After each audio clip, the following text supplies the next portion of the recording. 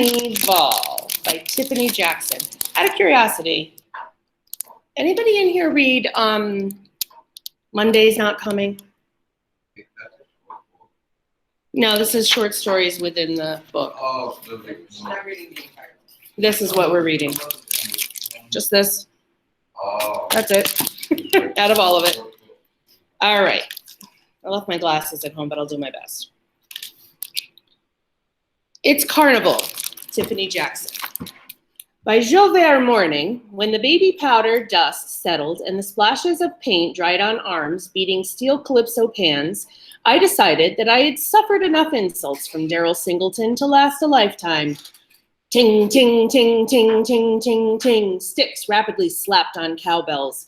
Eastern Parkway was flooded with thousands of human birds, sparkling on floats, carrying giant speakers in the hot sun. The yearly Brooklyn West Indian Day Carnival mixed Caribbean islands in a bowl of coconut juice. The sounds of Haiti, Barbados, Trinidad, and Jamaica clashed and bounced off streets lined with apartments. An endless field of costumes, men dancing on stilts, corn roasting on grills, chicken jerking in pots on the corner. Do you know what chicken jerking in pots means? No. It's not what you think. It's just like spiced up. They're like spicing it and cooking it in a pot with like a lot of spices to make it like, you ever heard of beef jerky? No? They like spice it and then they dry it. So it's just like chicken cooking in a pot.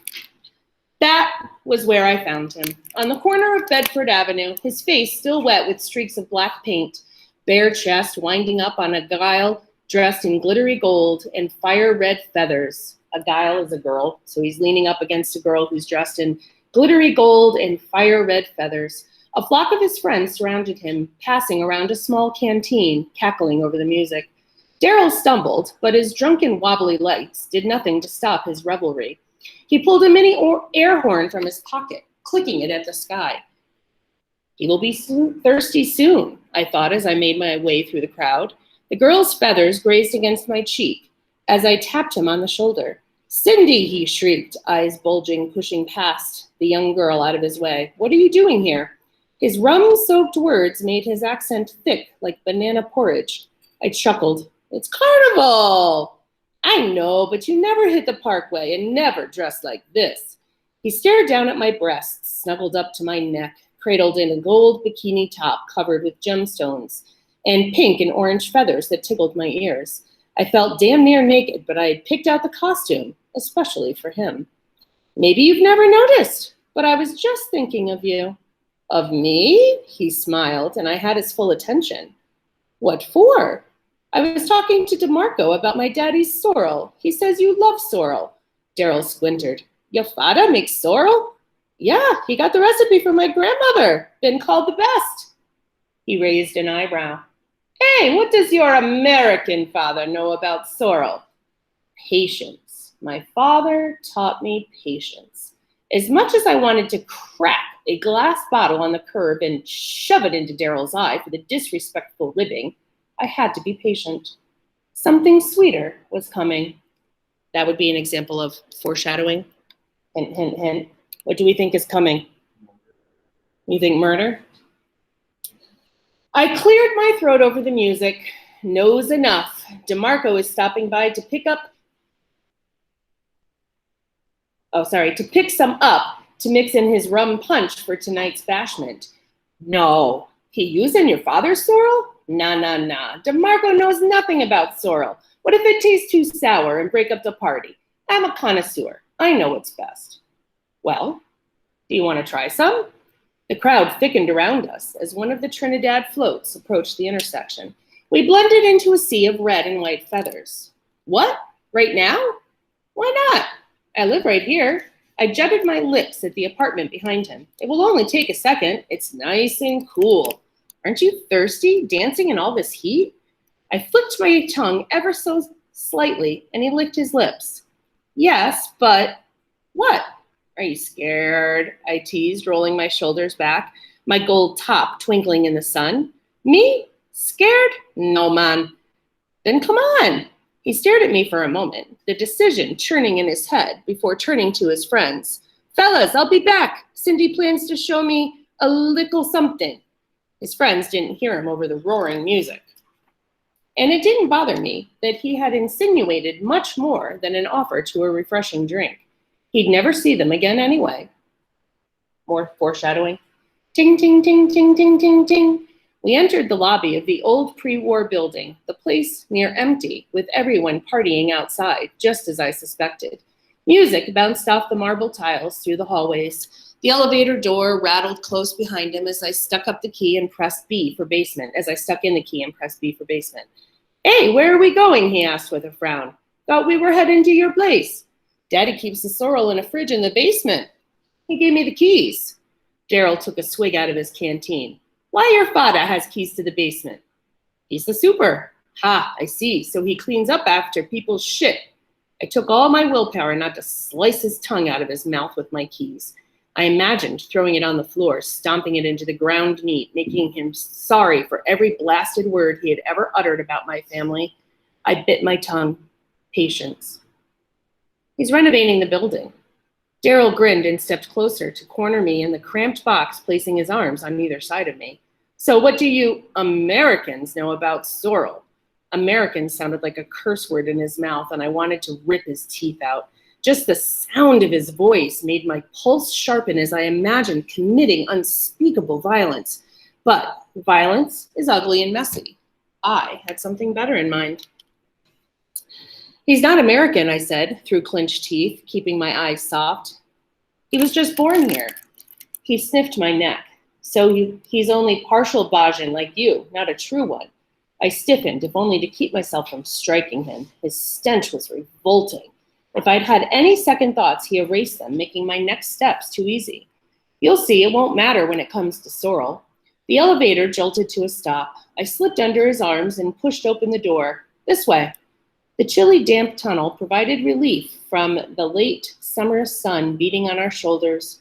Daryl stumbled in through the darkness, tripping over brick crumbles.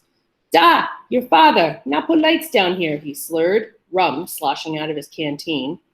The lies poured out of my mouth, smooth as water. They're broken, electrical problems. Come on, over here.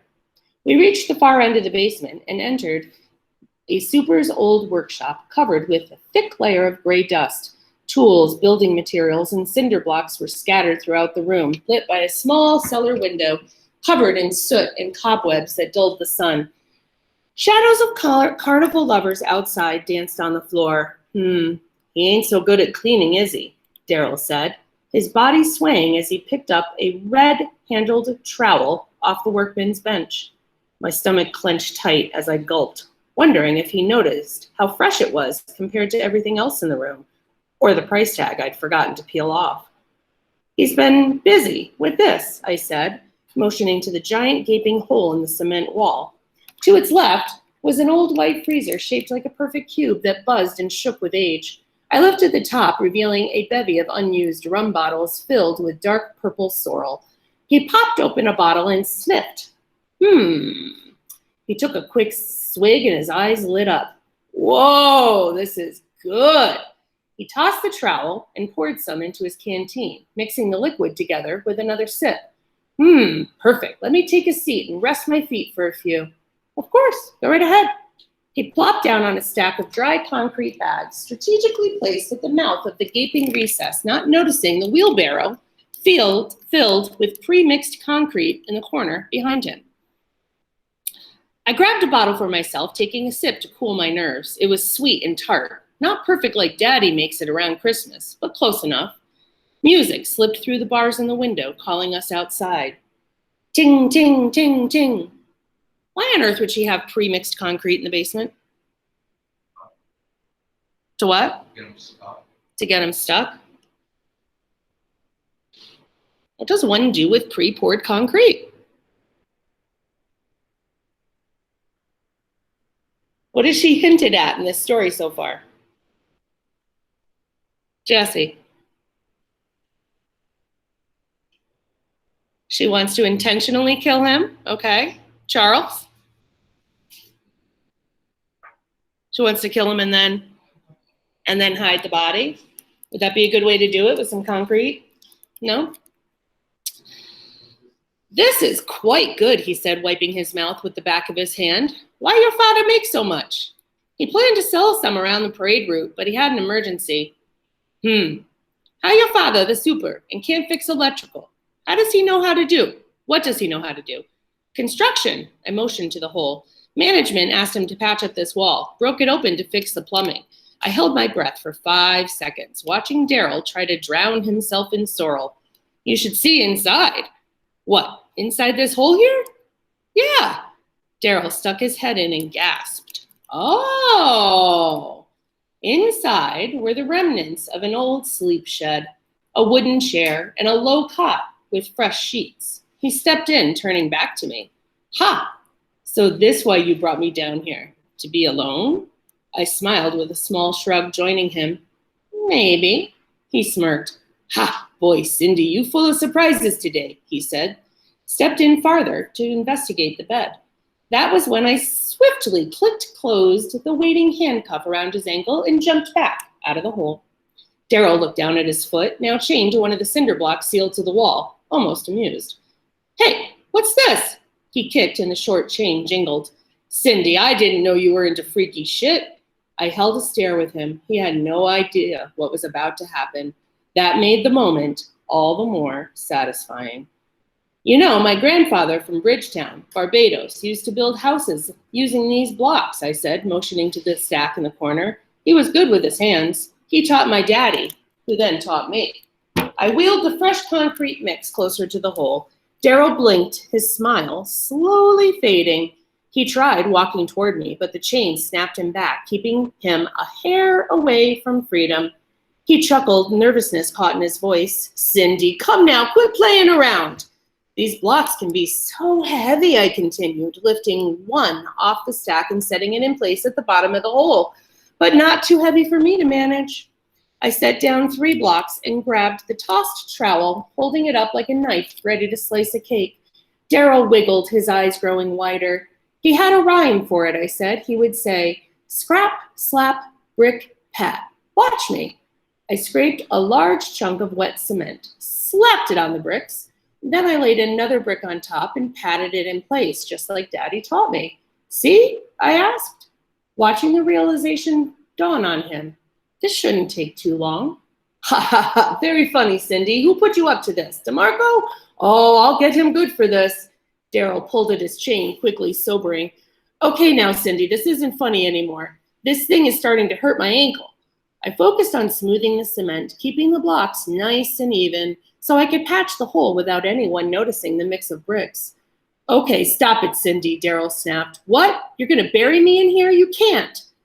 But I was already at the 3rd layer. I always moved quickly under pressure. Cindy, quit playing. Stop. I ignored his cries, and he grew more frantic. You can't be serious. This is crazy, he hollered. My friends, the ones who saw us, they'll be looking for me. No one saw us come in here, I said with a laugh. Everyone is out, enjoying the bacchanal. Daryl froze, his lips trembling. Help! He screamed toward the window. Help me! I laughed. Boy, nobody can hear you. See? We fell silent, listening to the roaring crowd outside, cheering at the passing floats, waving flags as the pans played. Ting, ting, ting, ting, ting. No, Daryl yanked harder at his chain. Help! Scrap, slap, brick, pat. Scrap, slap, brick, pat. DeMarco, you said he'll be coming by. He'll see what you did here. I chuckled. You really fell for that? I don't even live in this building. Daryl shuddered, pulling on the handcuff, desperate to break free. Suddenly, he snapped his fingers and dug in his pocket, retrieving his air horn. With a smirk, he tooted it towards the window and screamed. I paused to watch him, wondering if he knew his air horn was indistinguishable from the dozens of other air horns on the road, or that no one could hear his screams through the blasting music. The hope the air horn spurred in him was useless, but it was hard telling anyone that when freedom was just a short distance away. He wore himself out trying, and I continued on. Scrap, slap, brick, pat. Scrap, slap, brick, pat. Okay, Cindy, what do you want? He gasped, out of breath. Money? I can give you money. Money can't fix everything. Fix what? What'd I ever do to you? I narrowed my eyes to him. What didn't you do? Nothing. I did nothing. Hey, flat-back American girl, I said, mimicking his accent. Flat-back, big-belly girl. That was what you called me, right? How many other names did you and your stupid friends make up about parts of my body? How many times did you talk about my father, my mother? I lost count. But me only teased you, he said. Not enough for all this. My stomach rumbled. A part of me wanted to believe him. Perhaps I was taking this too far. Perhaps not. What do we think? Is she taking it too far? Yeah. No? Scrap, slap, brick, pat. Scrap, slap, brick, pat. The wall was nearly complete. Only a few smaller bricks left and enough time to enjoy the rest of the parade. Darrell worked himself up into a sweat, honking the horn until it only sputtered out a squeak. The hole grew darker and darker. He collapsed on the ground, sobbing. I can't breathe, Cindy. I can't. Please, please. I'm sorry. Please let me go. Ding, ding, ding, ding, ding, ding, ding. Ah, finally, the last block, I said, and peeped through the remaining hole, squinting into the darkness. Darrell's glassy eyes stared back at me, straining. Jesus, Cindy, please, please. I mocked his cries and slapped on the last of the concrete, wiggling the brick into place. I dusted my hands and took a step back to admire my work. Silence, not even a whimper. Darrell, I whispered softly. A weak horn blew from the other side of the wall. I had thought about taking it from him, but the horn would be out of the air before Carnival was over. As the elevator hummed back up to the lobby, my stomach twisted, tying itself in tiny knots. Food, that's all it is, I thought. I just need something to eat and drink after all that hard work. I tossed the leftover materials in the trash outside and headed for the jerk pots. I bet you're wondering why I'm telling you this story after so many years of silence. I bet you're wondering if I still feel that clawing at my insides. Was that a form of guilt? Do I feel sorry for what I've done? No, I feel nothing.